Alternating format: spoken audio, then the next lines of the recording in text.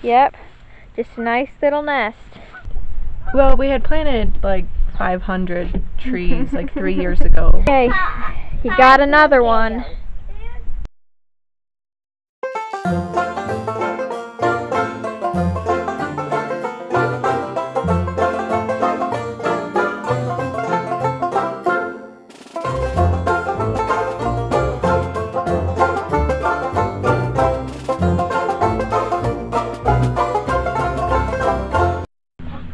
Alright, there are tons of worms out this morning. Not as many as some mornings, but there's definitely a lot out. So this is what we've collected over the past 2 mornings. You can see not a ton, but it's rained or showered the past couple mornings, so we might go fishing with these.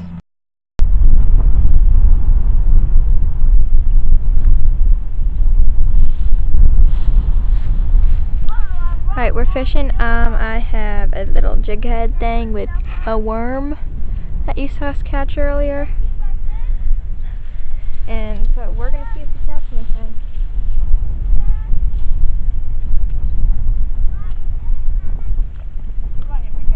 If it must catch us some crappie, we'll keep it. Yeah, see that? Big fish.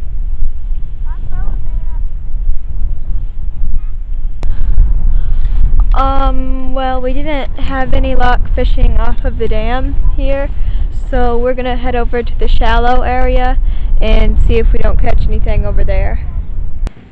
Dad caught a bluegill. Lemuel's gonna attempt to pick it up. And there goes the male. Yeah, there's a male goose flying in right there, because the female goose, which is right there, is going crazy because Emma found her nest right over there. Yep, just a nice little nest. 7 eggs in it. 7 eggs! And she was sitting, but then Emma scared her off. So, but I think we need to bail now, because it does not sound like the geese are happy. Alright, Dad caught a bluegill off of the dock here, so we're going to take a look at it.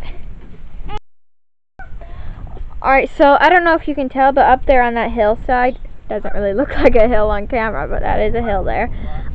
But we planted a bunch of trees a couple of years ago. Mom went up and checked them. Were they alive? Well, we had planted like 500 trees like 3 years ago. That would have been good to have on camera. Yeah, that would have been the tree planter. But they were like 6 inches tall. They were tiny. So now we have like lilac bushes and red buds and ronia berries and different things like that. So there's some shrubbery, and that's starting to come up good now to where you can see it pretty good. And then we just went in, was it last year? I think it was last year. Yeah, it was we went in and planted bigger trees. We had 2 oaks and 2 blaze maples, and I just went up and checked those, and then we thought the 2 oaks were in pretty rough shape, that they weren't going to make it, but they actually are budding and looking really well. And one of the blaze maples is dead, definitely dead, but the other one is looking really well. So I think we're going to get some fertilizer on them, give them a boost. And Daddy caught another bluegill!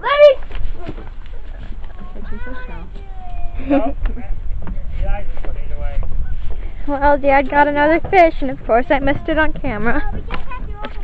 Yeah, he'll open the lid, you put it in. Okay, Eliza's the fish holding expert. I'll show the fish here. Here, let me see it. How it? Okay. Nice. There's another bluegill. one. That right there is very pokey, so you don't want to really touch that. Toss it in there, Liza. If I get the cage up, I'll show you them. There we go. That's the second one. Daddy, Let's close the cage back now. You can rinse your hand in the water a little bit. I want to remind you in the water. Right now. Back to resume our interview with Mama. So we have 2 oaks and a blaze maple that are doing really well, and we hope to get some fertilizer on them, give them a little bit of a boost to get going better. And our smaller stuff is looking really good too. We had planted some persimmons, but I don't know how well they're doing. But we have persimmons up at the house too. So, but yeah, overall I think everything is looking really well. We have to remember they started out itty bitty, so for how small they started out, they're doing really good. I'll get the cage. Dad got another one. Emma had one, but it got off. Took a while. Can I put it in? Throw the camera and then put it in. That is a pretty one there. We have two more Got some little different bit. colors on it there. Okay. Can I hold it? Oh wow, that's a pretty one. What? Oh, Emma got one. It's a bluegill. Little bluegill. I'll hold it. I'll hold Dad. Should we keep this one? He's not Here, very big. Here. Look at it here. Now we'll throw him back. That's a pretty I'll small throw one. that. I'll throw that. Okay, he got another one. Alright, so the final tally is we got 7 of them. You can see we kept the better sized ones.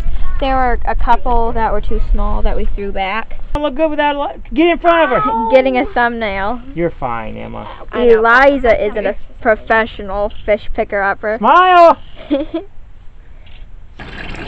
Okay. Gonna put them in the water.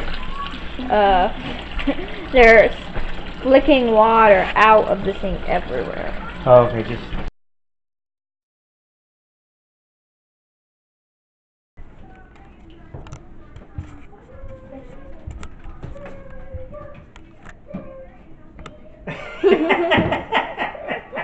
Okay, we'll show you how to eye fillet fish. Bluegill are probably the most miserable to fillet because they're just so little, and you don't get a big fillet. But these are big. This is a big bluegill. This is kind of nice. So that's a good bluegill fillet. That's a good bluegill fillet right there. But bluegill are not a good fish to practice on. Abby wants to try to fillet a bluegill. It's not a good fish to try filleting. Crappies are a good fish to start filleting. So today's my birthday, so Mama lets me do it upstairs and lets Abby record. So you just go in right here. I lift up the gill here and this fin right here, and I make a slice right behind the gill plate. And you can use your knife and follow the bones.